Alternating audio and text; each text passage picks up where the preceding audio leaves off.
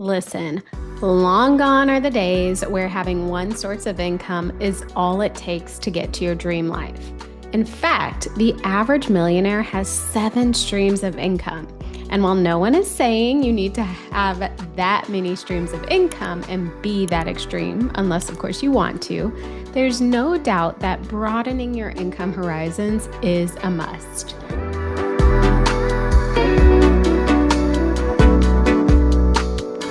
One of today's most popular ways to do that is with the side hustle.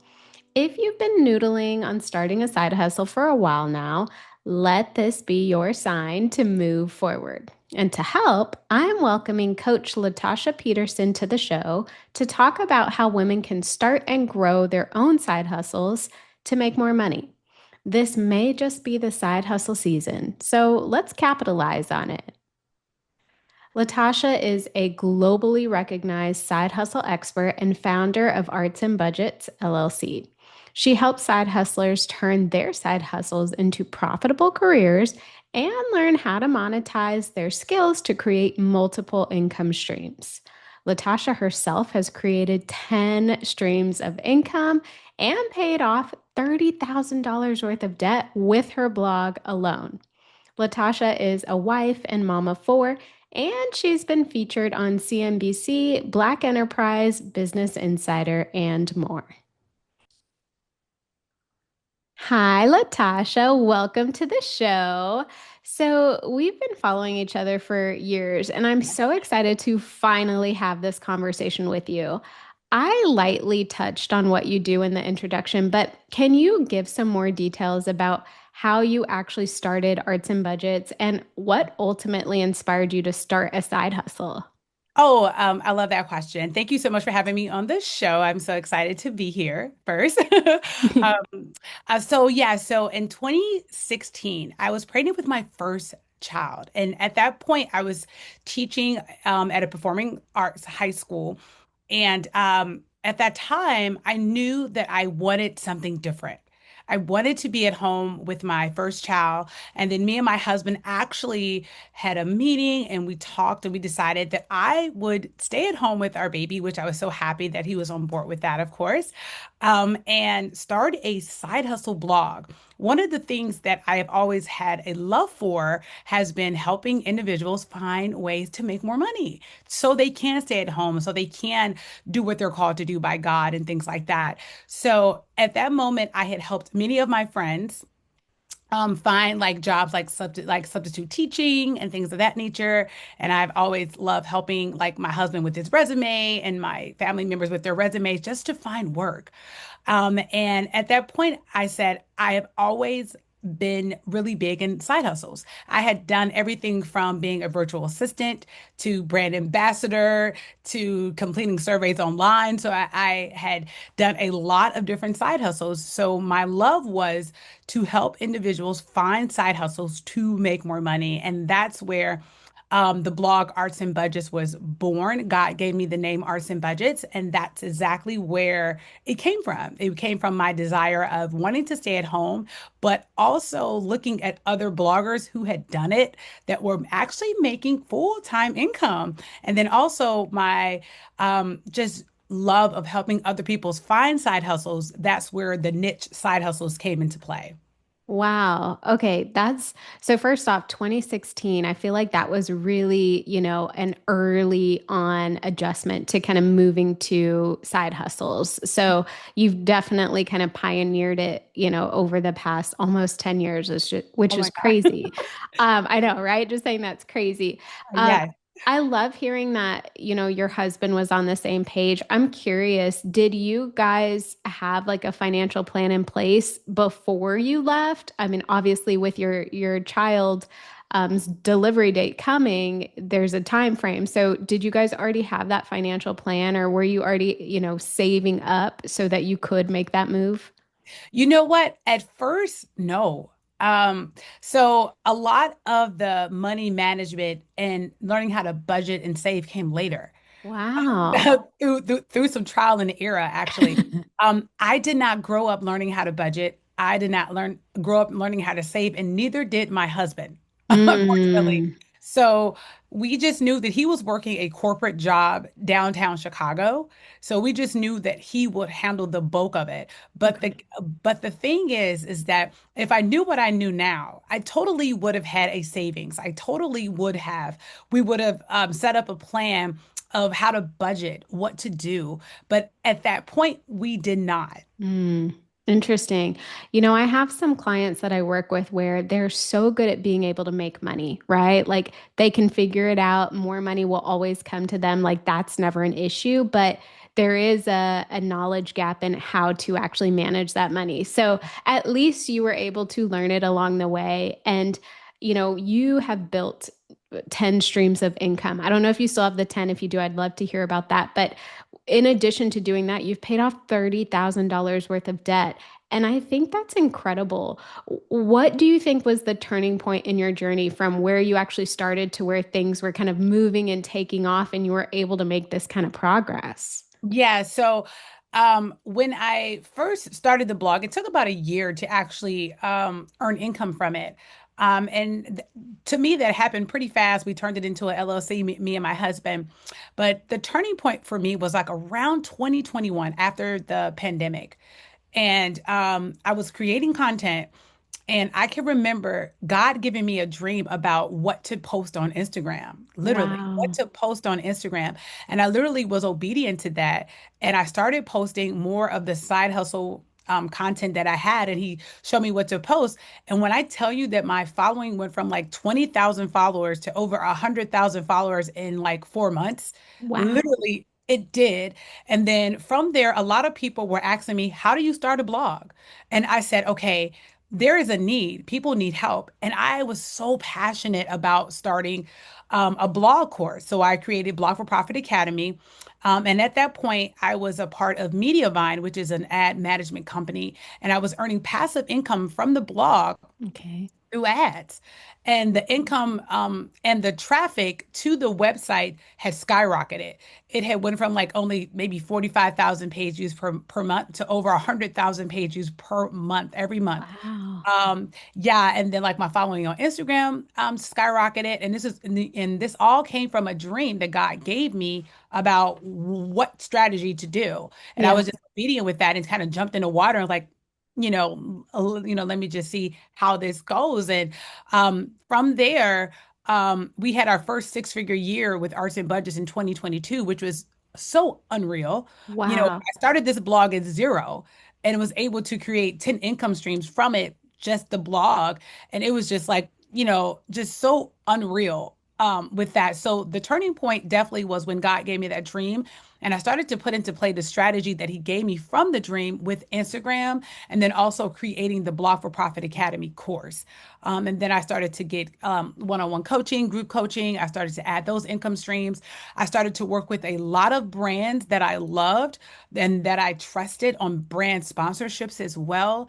And then I also was doing affiliate marketing with the blog as well, and then display ads, which is one of my favorite ways to make income from a blog that's totally passive, through Mediavine, and stuff was just rocking and rolling at that point. And I started to pay off the debt. I said, you know what? I have been on this debt-free journey. I started with two of my student loans. I paid them completely off, and then I went to attack those credit cards. Like those Yes. credit cards had held me in bondage for a few years. Like I was just like, I'm out. Like we have a way out. And I just started to applying large sums of money to the debt. Me and my husband did. And we were able to pay off like three or four, I think it was maybe four credit cards, totaling over $30,000. Wow.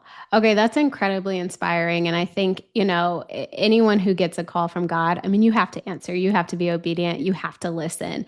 But I also feel like people who maybe don't have that call or that initial drive or desire, but they know they want to do more. I would love to kind of talk to those people because I feel like a lot of women who are listening to this right now maybe feel like they're just too busy, right? Maybe they can't leave their job, but they do want to start making more money. They want to start something new.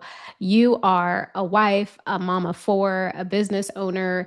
How did you manage to balance it all in the beginning? And how do you stay on top of everything now, especially for those who right now want to get started, but they feel like they're too busy? Yeah, that's a great question. So I feel like at first it was like diapers, nap time, and working all throughout the night. But as I got into the swing of things, I learned one thing, that rest is important, and Mm, boundaries, and also setting up schedules. What really helped me throughout the day is figuring out, okay, what works. So I know that, like, because like currently now I have three kids in school, in elementary school. So I know that I can get most of my business work maybe done during those times. I also mm. still have my daughter, but me and my husband work together with her because he also works from home too. Oh, So that works. So I know that when my kids come home, the focus is around family time, getting making sure dinner's prepared, helping them with homework, making sure bedtime goes smoothly, prayer time with the kids and me and my husband. We like to prioritize that. So while they're at school, I try to prioritize working on business stuff and, emails and things like that. But I think one of the most important things is rest, getting good rest. Like, I used to work, like, I would say, like, all throughout the night in the morning, and I was just burnt out. yeah. So I think kind of just saying, okay, I could come back to this tomorrow. It will be here, and not idolizing the work, but Mm, kind of saying, okay, maybe I need to pause and go pray. Maybe I need to go pause and, focus on just some self-care. yeah. Go for a walk, go outside. So I think one of the biggest things for me is prioritizing like a schedule. Yeah. I'm really good with bullet points. I'm really good with a schedule. And that just helped me really just kind of flow through the day without getting burnt out. Mm, I think that's so important. I myself, like early on in my business, struggled with burnout. Like similar to you, kind of felt like I always had to be working because I had Yes, to make this work, and yes, it wore me down. And I totally agree, rest is important. And I think if somebody listening is going to start a side hustle or do something while they have all these other responsibilities, prioritize rest from the jump, right? Like right. like you said, don't wait till you get to a point where you're burnt out and then everything kind of crumbles. You can Yeah. avoid that as early as possible. I wish I took that advice. Yeah. Me too at the beginning because I was burnt out. I know it's rough, and It is. the I feel like the older we get too, the more things come into our lives and on our plate. So Yeah, it's really important that we do have that schedule and that time for rest. Um, I agree. I think, another roadblock for women starting a side hustle is fear, right? So maybe a fear of failure, a fear of not having enough time, a fear of being judged, a fear of things not working out. And fear can hold a lot of people back. How can someone shift their mindset to move past those fears and actually just start, right? What advice would you give to someone? Yeah, so I've dealt with a lot of fear throughout my life, and I just recently kind of just let that spirit of fear just go. Like Mm, it was, through prayer and memorizing scriptures. The Bible talks about in the book of Timothy, God has not given us that spirit of fear, but a power, love, and a sound mind. And I just really hold on to those types of scriptures to help me combat it. But because fear, like you said, is very crippling. It can hmm. make you not start. It can make you have imposter syndrome. It can make you just say, I can't do this. But the thing about this, and I want everybody to understand, is you're unique and you're different. And even though there might be 10 or 15 or 20 people in the same niche as you are what makes it different. And people need Mm, to hear your story specifically. So the fear that is holding you back is like the enemy trying to keep you trapped. mm. Those are those little voices that's telling you, no, you can't do it. Everybody's doing it. No, they won't like it. But the reality of it is that people need to hear your story. How did you Yes. overcome what you went through? How did you do it? And even though somebody may be in the same niche as you or have similar products, the difference is that it's you, and everybody's unique, and they all have a different story that is set to help other people and help serve them in that way. So that's just one of the ways how I've been able to combat fear. I think about the people that make bread. There's so many different brands of bread, right? Yeah. But but that's okay. The makers of bread are not like saying, "Oh, they made bread. I'm not doing it anymore. I'm not jumping in that." No, they just make a different type of bread, you know, Right. right? And it's so many different brands. Like if you go into a bread store, you have your choice of so many different brands, Yeah. and that's what I always go back to is that people are going to gravitate towards your story and who you are. So the fear, those are lies telling you that you can't do it, you would never amount to it, and people won't like what you have. But you would never know unless you jump out and at least try. Oh my gosh, so many gems there. Like maybe we start with like, feeling like there's 10 people doing what you do. I mean, you're spot on. Nobody has the same experience as you. Nobody has the same story, the same upbringing, the same background, right? But people Right. could resonate with your experiences. I think Yes. like for City Girl Savings, a lot of the clients I work with are people who say like, "Hey, Rhea, like just like you, I want to have nice things. I want to take trips. I want to enjoy my life. Yes. And I want to do so in a responsible way. And that was my story. And that's what's helped my business grow. And I think you're spot on. And had I not shared my story, had I kind of hidden behind that or just put out general advice that anybody can go Google, Yeah.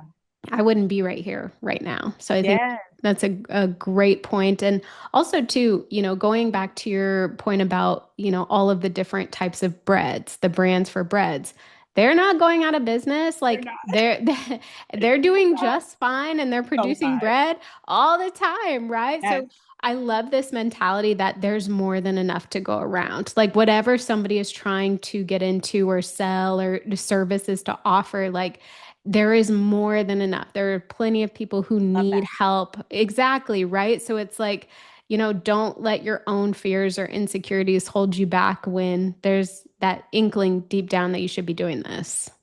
Yes, I absolutely love that. So true. Yeah. Ah, okay. So, in your experience, what is the biggest misconception people have about side hustles that often holds them back from even starting, right? So like let's take fear out of it.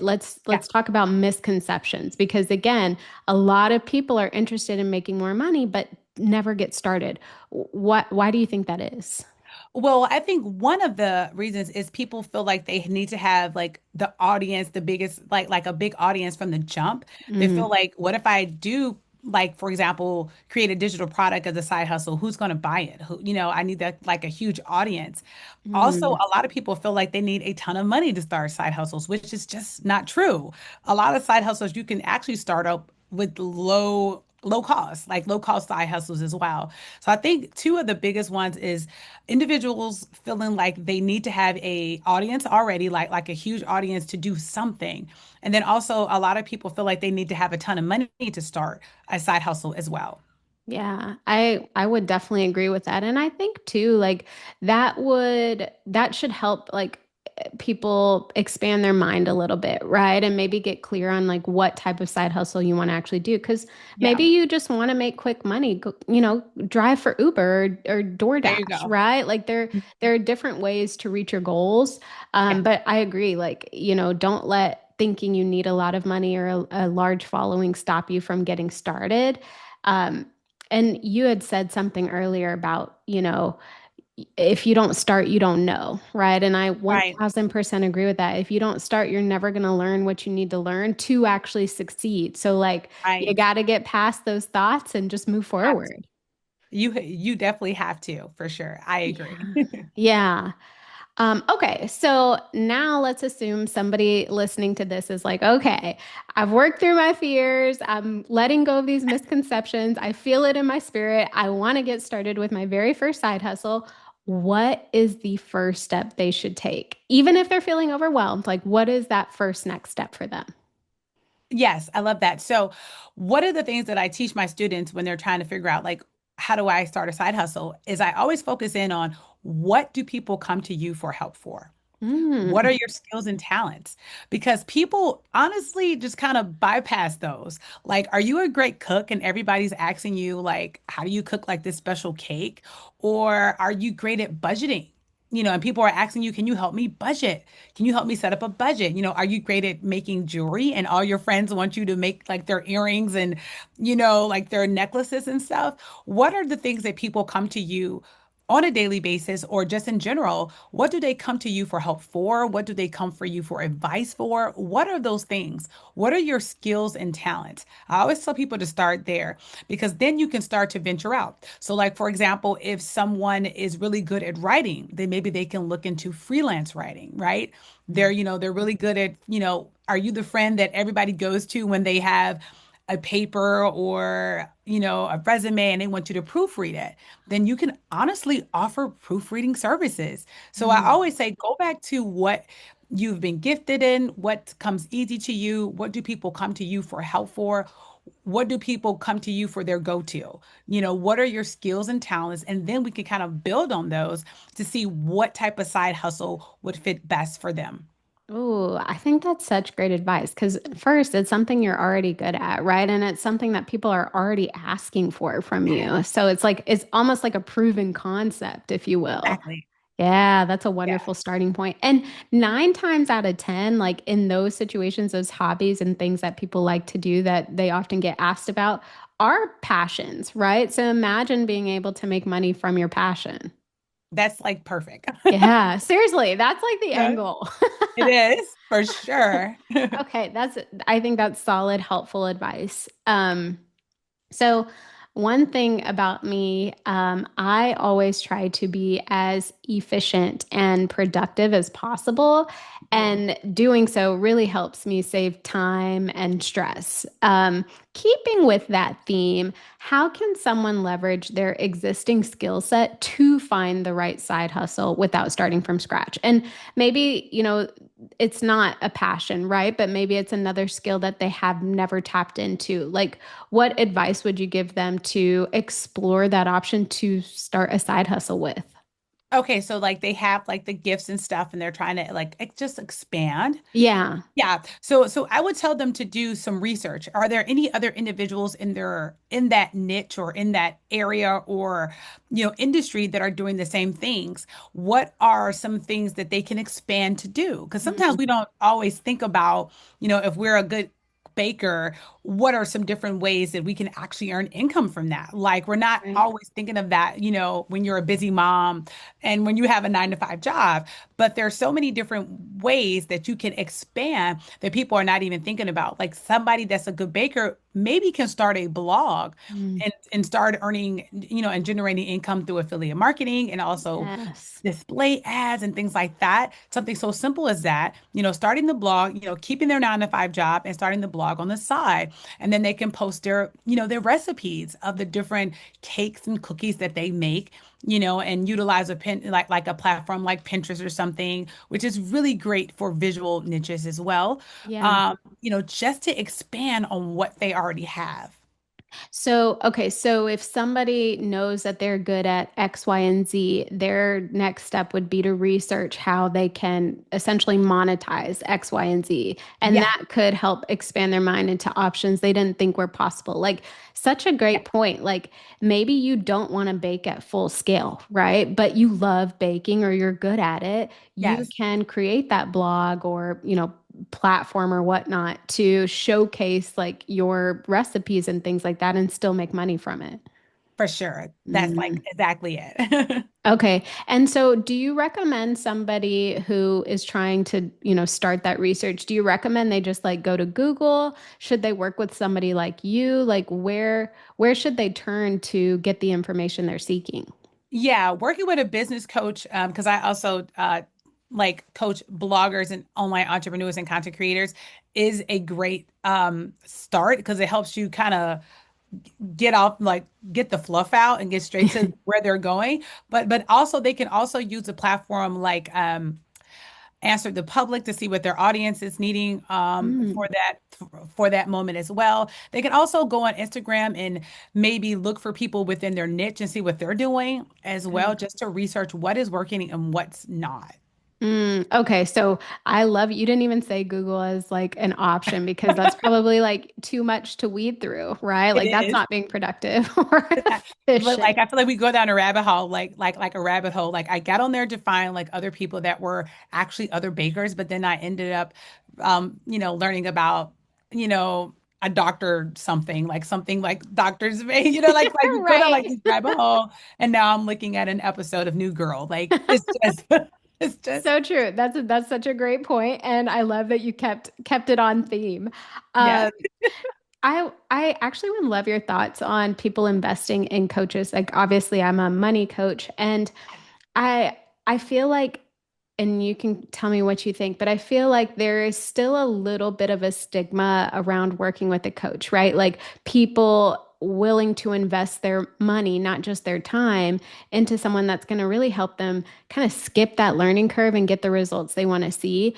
If somebody is on the fence about making that type of investment, like what would you say to them to help them make that decision?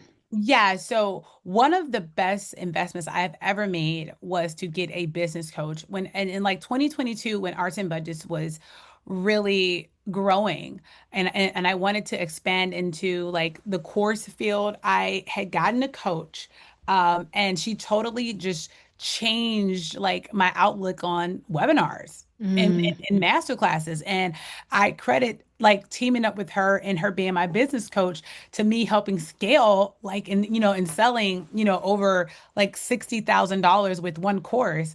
uh, wow. and I would say absolutely invest in the money coach if you're feeling like you're not you need more help with budgeting and saving. If you need a business coach, invest in it because a lot of the time, it can help you like beat through the fluff of stuff and get straight Right. to the point. And make sure that you research your coach. Look for those testimonials. What are other people saying about this coach, right? We Yeah. want to see the transformations. Who have they helped? How have they helped them? And what's the feedback? So I wouldn't Mhm. just say just jump and just find any coach, but I would say do research, find testimonials, find people who have actually worked with the person, and if they're great, then I would say, and God is calling you to do that, I would say jump in, jump Yeah. in, because it's just going to help guide you even more so in your journey and help accelerate it as well. I totally agree. Like I'm right there with you. Every time I've made an investment in my knowledge or my business or my personal growth and my personal development, I've seen results that I wouldn't have gotten on my own, right? Right. And it's because Same. you're working with someone who can kind of help you get to that next level. And sometimes it's hard to quantify that, especially It if is. you haven't experienced it yourself, but it's truly a game changer. It is. I totally agree. Okay, so I got us off on a little tangent there, but I want to come back to, starting side hustles. Can Yes. you share three low cost, beginner friendly side hustles that you recommend for women who are just starting out and want to dip their toes in this water? Yeah, so one of my favorite ones is freelance writing. So if you're a great writer, freelance writing is a great way to get started. You can find freelance work on platforms like Pro Blogger. They're always looking for new writers. I actually found my one of my blog writers on the platform Pro Blogger. So Wow. so yeah, so it's really a good place to start for freelance writers as well. And of course, you have like your platforms like Upwork and things like that that you could find work as a freelance writer as well. Another awesome low cost side hustle, I think, is like proofreading or editing. I really still do believe that they are in demand because people Mhm. actually want real people to read their work and their emails and help them with copywriting and stuff like that. So, like copywriting, proofreading, are all really good too. And then also, if somebody is looking to sell digital products, that's another low cost side hustle as well. I always tell people to get on at least one platform to build your community, because most of the time, when people want to sell digital products, if they don't start to prime their audience and build a community, they're launching to just like crickets, right? Right. one of the biggest things I think with that is building an email list and then building a community on one platform, not like four or five so you don't get burnt out, but really building that community and really serving them on that community, and giving them like, educational insight, and then creating that freebie, and then creating a product that aligns with that freebie as well, Okay. to really help them on the next level of where your audience is struggling with. So those are three side hustles that I truly enjoy. And as well as like a fourth little quick one would be like those little sites like Swag Bucks and sites like, Ibotta and stuff like that are Mhm. really quick just to make extra gas money, extra money if you want to save for Christmas and stuff like that. Those are already, really cool because they have ways where you can take surveys and upload receipts and things like that. Those are just quick little side hustles that you can do on the side that actually build up, Yeah. you know? You mentioned digital products. So for someone who's listening who maybe wants to, sell online, what are some examples of digital products that they could potentially sell? Oh, that's a good question. So, if you are great at creating templates, you can create templates like there's a lot of online entrepreneurs that look for Instagram templates and Pinterest templates. So that is an area where is I believe very profitable if you're really good at creating templates. If you're good at budget templates, saving templates, people always need templates like that. And they always Mm. want different ones. I know I do. I'm always looking for different budget, cute little templates and things like that to add to, like my stash. Also ebooks. You could take what you've learned. So like, let's say, for example, like you've been on like a vegan journey and it's been successful, and you can create a vegan ebook for people who are looking to become vegan of different recipes that they can cook and they can try. If you can make their life easier, you can put it into an ebook, right? Mm. So I'm thinking like if you have a grocery store list for them to get started. What are the best items? What can I do? What can I, how can I substitute meat? Like, and we're talking about the person that is trying to, create that vegan book, right? What are some ways or what are some things that I could put in this book to help make their life easier as they transition to being a vegan? So you can Mm. create ebooks, you can create templates. Those templates can be budget templates, saving templates, money templates. They can be, you know, Instagram templates, Pinterest templates, whatever to make somebody's life easier. Okay. Also, you can create courses, like full Yeah. courses, like full signature courses. Like if you're really good at, homeschooling, you can create a homeschool course that helps moms and dads learn how to homeschool with ease, Yeah. right? So there's a lot of awesome digital products that people can look into, like ebooks, guides, templates. You have stock photo digital products where you make, if you're good at photography, you can create a stock, a photo stock library for entrepreneurs and content creators. And you could also create courses, master classes, video trainings, and things of that nature. Ooh, okay. You shared a lot with us. I personally think that all of those options that you listed, like anyone can get started with. Like you can use Canva to kind of get you going Yes. with creating your ebook, right? And if you're already good at creating templates, I mean, you probably already have the material. So now it's just figuring out where to put them for sale. And even digital courses, have you heard of Amy Porterfield? Do you know who she I is? have. I I have. love I love how she teaches when it comes to creating and launching a digital Yes, course. She's such a great resource. I mean, she's an she is. investment, but She is. she is. She's an But she's really investment. good. Yes, she is. So like there's so much information out there that people can leverage to actually get going. Yes, so much information. Super helpful.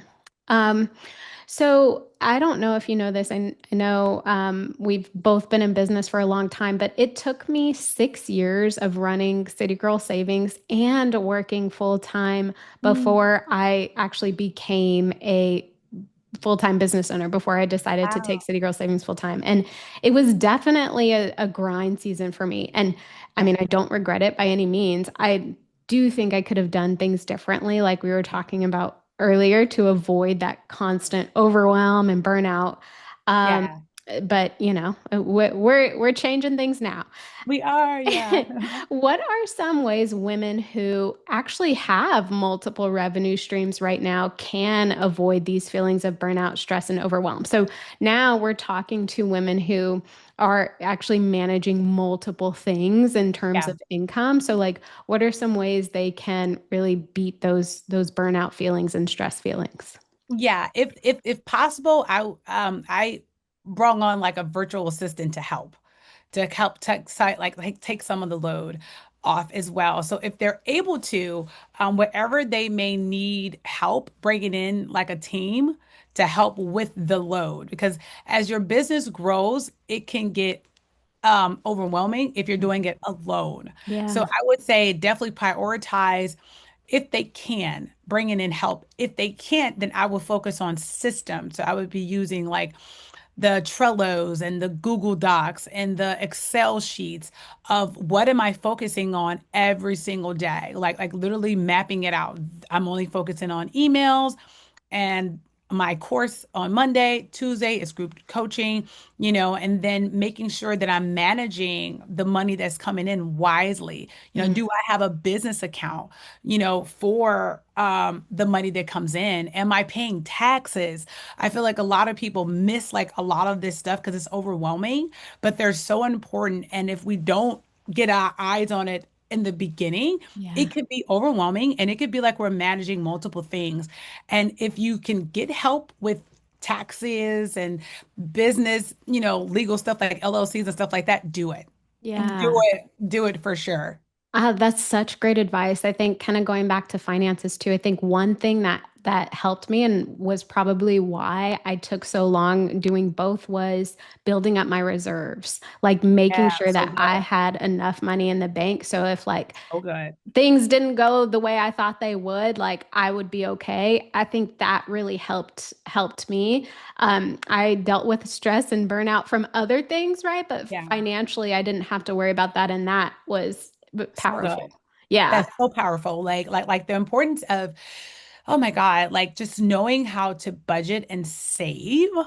Like so many people just were just, not aware of that. Like it took me and my right. husband some time to learn that, Yeah, to start investing, to pay off debt, start investing, to set aside an emergency fund. Like all yeah, of this stuff I learned later. And it's so funny because I feel like I learned it from individuals like you. And like on Instagram, I'm not even joking, like just seeing like you have to save, you have to budget. yeah. It's so important. Yeah. Well, and it's crazy. I mean, they don't teach this in school, right? So like, no one can kind of blame themselves for not knowing, but it's crazy too because, oftentimes people are, wanting to start businesses and, focus on that area, but their personal finances aren't really where they need to be. And Right. anytime I talk to somebody who has those aspirations, I always remind them, your personal finances are an indicator of what's going to happen with your business finances. So,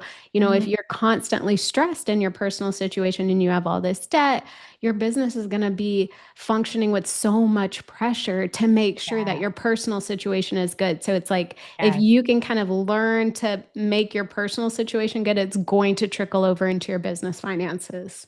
for sure. I totally agree. That's such great advice because it's so true. Like what we're doing in our personal finances will definitely go over to what we're doing in our business finances. For Get, sure. get Absolutely. Like it never that fails. never fails. Like get that stuff in order early. Yeah. Yeah, no. Okay, so another question I have for you. I feel like, this has been an encouraging conversation, and I know somebody's listening and is like, yeah, like I'm gonna do this, like let's Yeah. go. But, a lot of women start off strong and they lose Do. momentum because life, it is what it is. And, once that initial excitement wears off, it's like, okay, am I gonna do this? How Right. do you personally, Latasha, stay motivated and consistent when growing multiple income streams? And maybe like you can reference like your past self because now things are stable, but like how did you stay motivated and consistent when that momentum kind of dropped? Yeah. So one of the biggest things for me was like really focusing on my why. Hmm. And I honestly um was looking at the children that I was having with my husband. And those were like one of the biggest things. Like I didn't grow up learning how to budget or save, but I want them to know how to do this. I Mm, want them to know that they can do that and also know how to budget effectively, know how to invest, know how to save. I wanted them to know why. And then I also wanted to pay off debt too. I was like, I grew up in a house where debt was seen as normal. So that's exactly what I mm, did when I went to college, just got more debt, college loans and credit cards. And I feel like I always say, like, I feel like debt was just like handed to me. Like when I turned 18, my mom was like, "Oh, I got you two credit cards." And it was just kind of like, okay, this is fun. Like this seems awesome. But, realizing the responsibility of it. I right. didn't know that at 18, 19 at all. I was fresh out of high school going into college.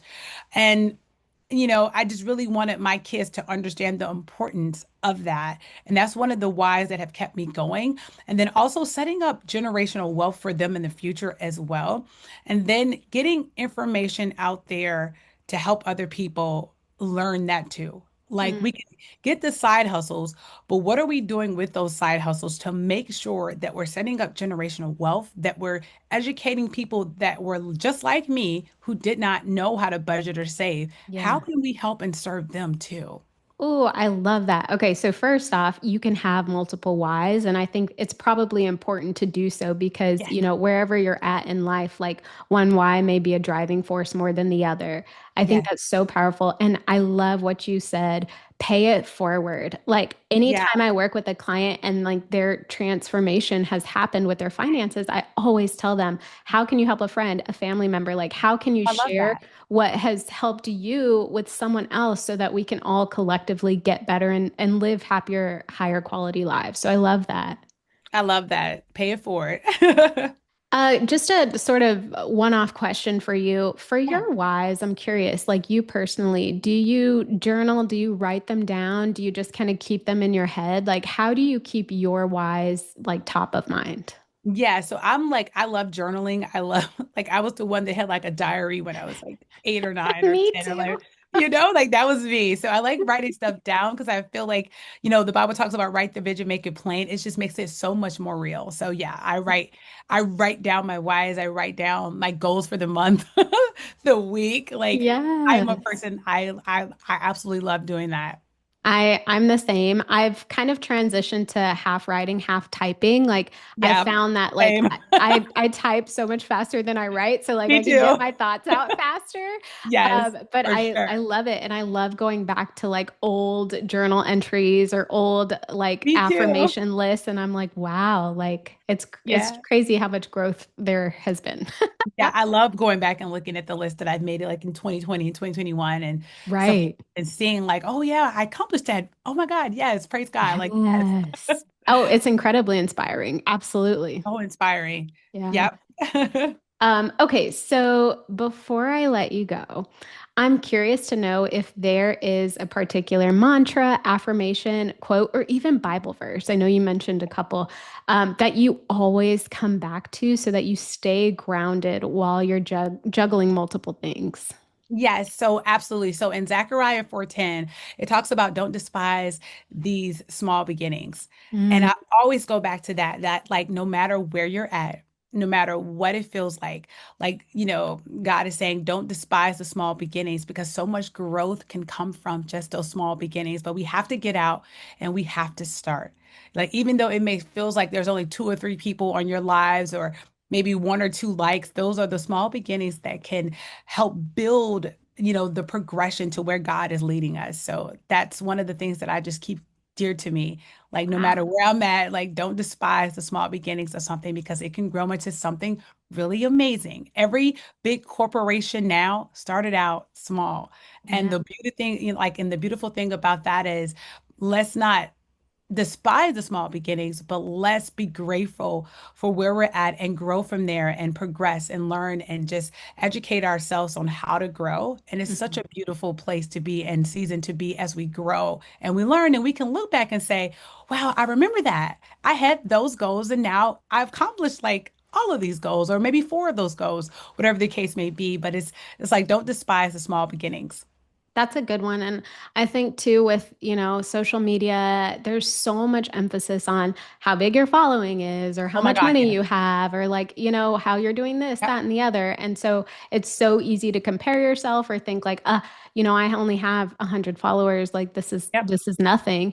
No, don't despise small beginnings because everybody starts somewhere. Yes. And they Wow. do.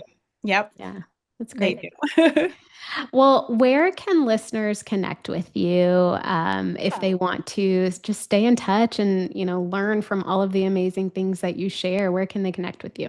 Yeah, so you can follow me on Instagram and TikTok, and I believe Facebook at I am Latasha Peterson. So it's just I am Latasha Peterson. You can find me on all the platforms with that. On Threads, I am Latasha Peterson as well. You can also visit my website, latashapeterson.com.